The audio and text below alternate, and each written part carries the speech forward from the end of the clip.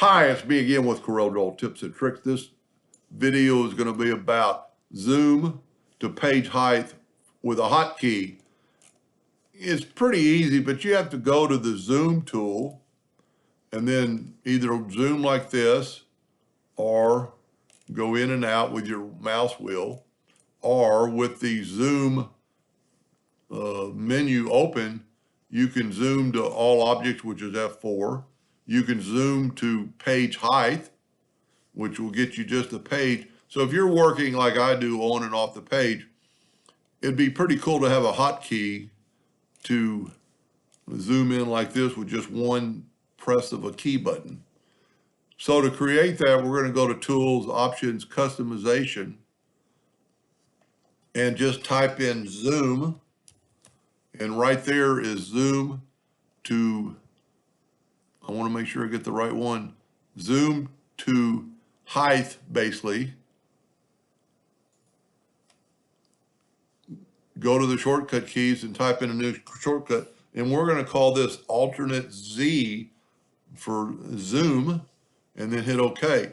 Now, if you're working on or off the page, it takes just a second to refresh on my own computer, and you want to zoom to the key, all you have to do is alternate Z, and it'll get you that. Now, with that said, there's already a hotkey. If you want to zoom in on this fish, all you have to do is hit the F12 button, or F2 button.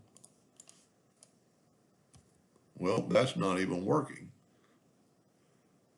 See, F4 will give you all the items. F2 should be so let's create that.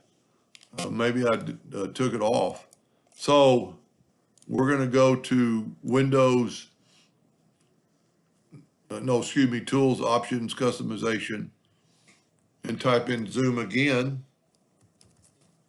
and zoom to selected. There it is right there. Oh, it's Shift F2. So that's a 2 keystroke.